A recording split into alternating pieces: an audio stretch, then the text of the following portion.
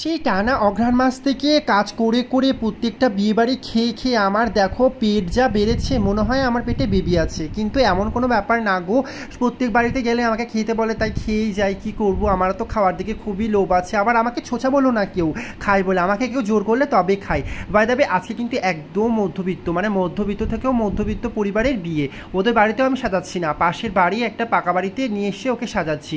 কি করব বলো, বউ হাতের মেকআপ। আর আমার সাথে একসাথে পড়াশোনা করেছে, যার সাথে বিয়ে হচ্ছে সে। আর দ্বিতীয়ত ওর বাড়ি কোথায় বলো তো, মেয়েটার বাড়ি হলো কি বিহারে। বিহার থেকে মেয়ে নিয়ে এসে আমাদের পশ্চিমবাংলায় বিয়ে হচ্ছে। কি আকাল পড়েছে আমাদের ওয়েস্ট বেঙ্গলে মেয়েদের, সেটা তো যারা ভিডিওটা দেখছো তারাই বুঝতে পারবে। কিচ্ছু করার নেই, কী করবে বলো। আগে শুনেছি যে আমাদের রাজ্যের মেয়েরা অন্য রাজ্যের ছেলেদের বিয়ে করতো, মানে ছেলে পাওয়া যেত না। এখন দেখি উল্টোটা, এখন দেখি মেয়েই পাওয়া যায় না। সত্যি কথা বলতে প্রত্যেকটা মেকআপ আর্টিস্ট কিন্তু একটা কথাই বারবার বলে যে দেখো, তুমি যতই ভালো সাজাও, সেই মেয়ে যদি ভালো করে এক্সপ্রেশন না দেয়, ভালোভাবে ঠিকভাবে স্ট্রেটভাবে না দাঁড়ায়, ঠিকভাবে না স্মাইল দেয়, তাহলে কিন্তু ছবি ভালো আসে না। সেই জন্য দেখো, ওকে আমি বারবার বলছি ঠিক করে দাঁড়াও, এক্সপ্রেশন দাও, স্ট্রেট হও, তখনই স্ট্রেট হচ্ছে। বাদ বাকি সময় এইভাবে কুজো হয়ে যাচ্ছে, মনে হয় ছবি ভালো আসছে না। কিন্তু সবসময় একটা কথা মাথায় রাখবে যে সব কাজ কিন্তু টাকা পয়সা দেখে হয় না। কিছু কিছু কাজ কিন্তু মান সম্মান, আত্মীয় খাতিরেও করে দেওয়া যায়। সেজন্য এই কাজটা করতে কিন্তু আমি কোনো টাকা নিইনি গো, পুরো বিনা পয়সা কাজটা করে দিয়েছি। কারণ এই যে ওর যে বর যে আছে, সে আমার সাথে ছোটোবেলা থেকেই পড়েছে। আর ওই যে পেছনে হলুদ শাড়ি পরে গেল না, ওটা হলো পিঙ্কি।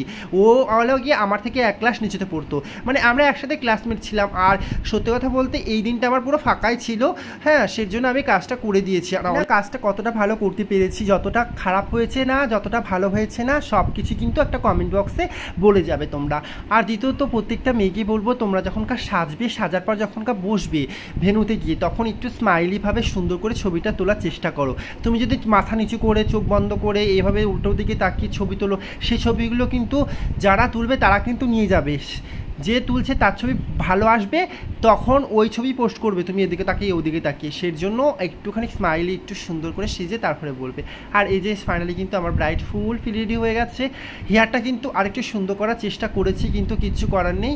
ওদের ঘরে প্রচুর পরিমাণে গরম ছিল, গরমের মধ্যে পাখা বন্ধ করে আমার কাজের ক্ষেত্রে থাকতে কিন্তু ছোট ব্রাইড, বড় ব্রাইড, কম টাকার, বড় টাকার বুকিং এগুলো আসেই। আমি সব কাজই তোমাদের আপডেট দেবো।